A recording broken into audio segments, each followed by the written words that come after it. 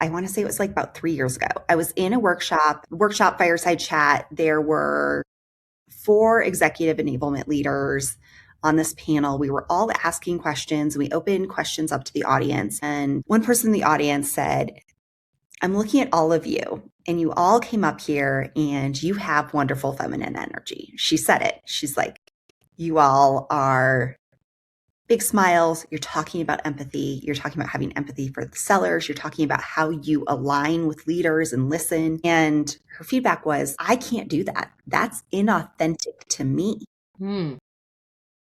But when I look at people, especially in the area of specialty that I'm in, that is typically who are in those roles. And so I tend to side with more masculine and men role models, but I would also like the ability to lean into that feminine side with still feeling authentic. And it was such a genuine question. It totally caught me off guard. And I have been thinking about it in the reverse for so long that I hadn't thought about it in that way of like, that actually maybe also feels inauthentic to some women. If you were her or you were me in that situation, what would you have said to her? Because I don't know that I gave her the proper answer. It's empathy is one of the very few skills that can be learned. And Hmm.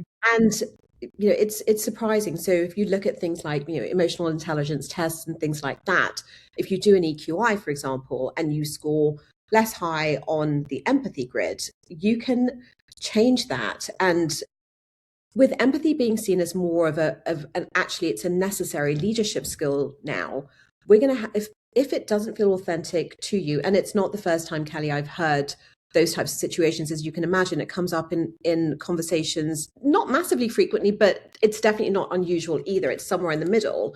So you can learn to the art of being empathetic is really to put yourself in somebody else's shoes, or to understand how somebody else is feeling.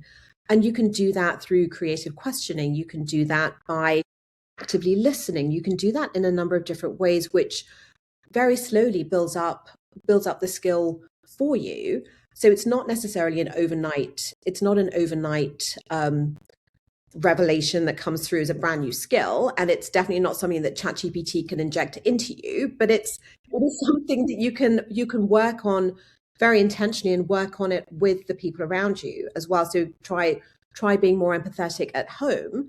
And some people, it's just not something that they're born with, which is totally understandable.